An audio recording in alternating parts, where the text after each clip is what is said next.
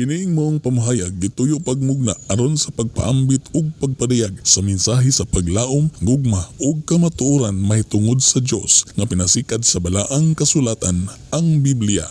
Ang mga pulong ug mga unahuna nga gipaambit sa magsisibya tuyo ug tinguha lamang nini ang pagsulti sa kamatuoran. Way relihiyon nga gituyo pagligis sa mga pamahayag. Anaara sa maminaw ang desisyon sa pagsabot ug pagdawat sa kamatuoran.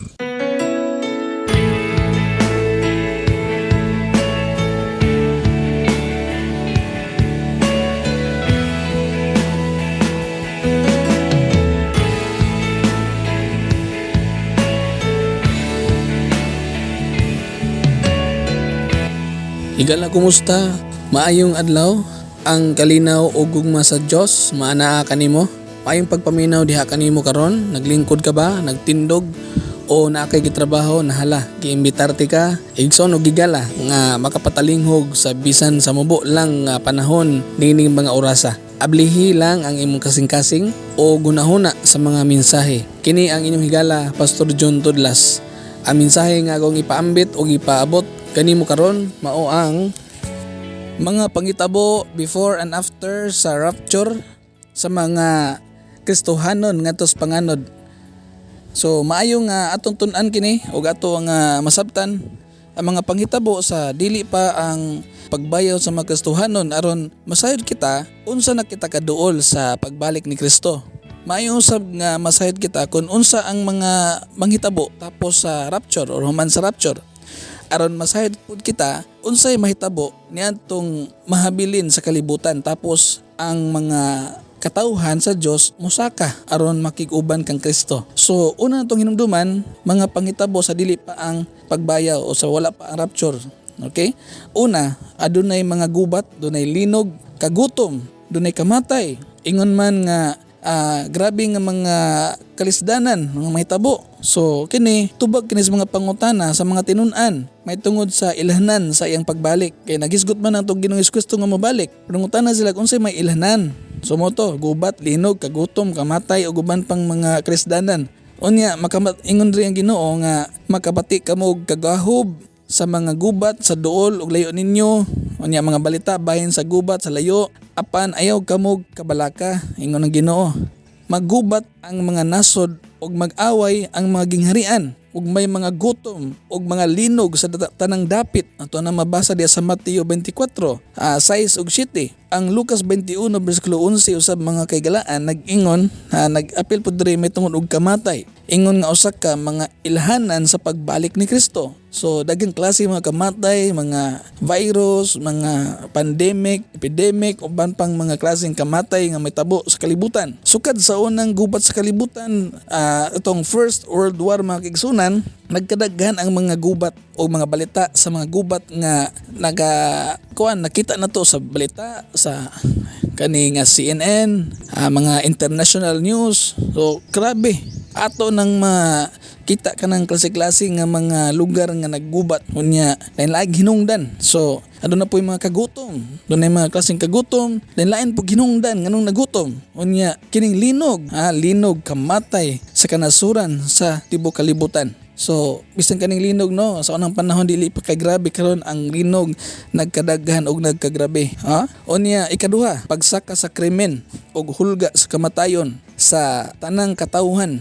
So sinsan Pablo mga kigalaan nagsulat mahitungod sa pagsaka sa krimen sa kaulahiang mga adlaw. So miingon siya diha sa ikaduhang Timoteo 3:1-5, ang imong masayran nga sa katapusang mga adlaw moabot ang mga malisod nga panahon. Ang mga tawo maguna-huna lamang sa ilang kaugalingon, masupilon sa ilang mga ginikanan, dili Dios non, wala sila'y kaluoy, walay puangod, mapatuyangon, bangis, mabudhion sila, mapasagaron, mas palabihon nila ang kahilayan kaysa Dios. Nagpabilin silang relihiyoso, dunay relihiyon apan gisalikway nila ang matuod nga gahom niini. So kining pagsaka makigsunan sa pagkadautan sa mga katawhan, mosangpot ni ngadto sa sitwasyon diin mamiligro ang kinabuhi sa tanang katawhan. Sumala pa sa record sa Mateo kapitulo 24 ngadto sa 24:22. Dios. Okay? Apan gikunhuran sa Dios katong mga adlaw. Kay kun wa pa wala untay mabuhi. Magani luoy pang Ginoo no?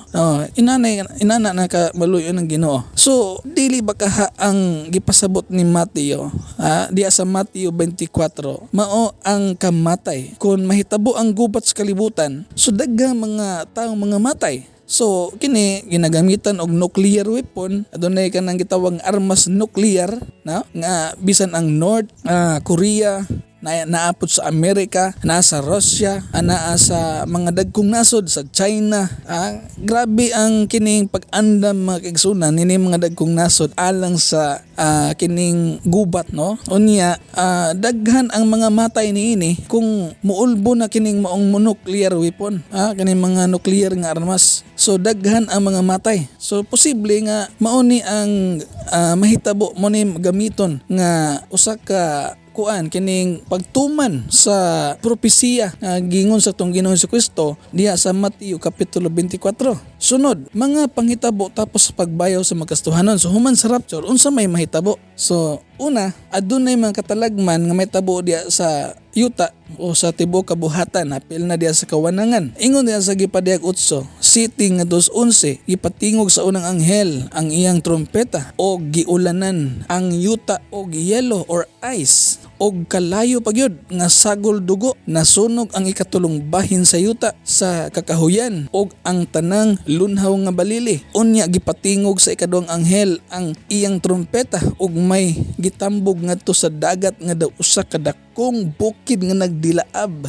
nahimong dugo ang ikatulong bahin sa dagat og nangamatay ang ikatulong bahin sa mga mananap sa dagat og nangaguba ang ikatulong bahin sa tanang mga barko. Gipatingog sa ikatulong anghel ang iyang trompeta og nahulog gikan sa langit ang usa ka dakong bituon nga nagdilaab daw sulo didto sa ikatulong bahin sa mga suba og mga tinubdan sa tubig og nangamatay ang daghang mga tao nga nakainom niini. Grabe no. So kung imo nang ilarawan, grabe nga kalisdanan, grabe nga kanang kasuko sa Ginoo nga gipahamtang aning panahona. Ikaduha, ang paghari sa mananap o kanang gitawag nga Antichrist. Paghari sa beast, ang gitawag kini nga Antichrist. Gipadayag 13:11 ngadto sa 18. Unya nakita ko ang laing mananap nga migula sa yuta. Gigamit niya ang dakong otoridad sa unang mananap diha sa iyang atubangan. Unya gipugos sa mananap ang tibuok kalibutan pagsimba sa unang mananap nga may grabing samad nga naayo na. Mihimog mga dagkong milagro ang ikaduhang mananap. Mipaulan kinig kalayo gikan sa langit atubangan sa tanang tao og nalimbungan niya ang tanang katawan sa kalibutan. Pinaagi sa mga milagro og gisugo sa mananap ang tanang katawan sa kalibutan sa paghimog larawan aron pagpasidungog sa unang mananap. So gisugo paghimog larawan. Gitugutan ang ikaduhang mananap sa paghatag og kinabuhi ngadto sa larawan sa unang mananap aron ang larawan makasulti og mupatay sa tanan nga dili mo simba kaniya. Grabe sa. So gipugos sa mananap nga mapatikan ang tanang tao diha sa tuo nilang kamot ug agtang. Walay makapamalit ug makapamaligya gawas ni adtong may patik or tatak sa ngalan sa mananap or sa numero nga simbolo sa maong ngalan. Ang numero ini 666. Okay? So ato nang ginatan-aw, ato nang gina-monitor sa ato ang kapanahonan karon nga umabot na gani ang panahon nga dunay gitawag nga monetary system nga mao gamiton sa kalibutan nga di na kakapamaligya, di kakapaliton, wala kana. So mulay ka wala kay marka, so delikado nga mao na ang kining mark of the beast. Okay? Ikatulo, mga katalagman diha sa katawhan sa kalibutan. So dunay mga katalagman gipadayag 16:28 og 18:21 og gibubo sa unang anghel ang iyang panaksan og nahiagom sa makalilisang nga kabahong ang tanan nga midawat sa patik or tatak sa mananap og misimba sa iyang larawan. Unya giyabo sa ikaupat nga anghel ang iyang panaksan ngadto sa adlaw og gitugutan kini sa pagsunog sa mga tao sa nagdilaab nga kainit niini og nasunog ang mga tao sa hilabihang kainit og milinog og kusog kaayo nga wala pay sama sukad masukad.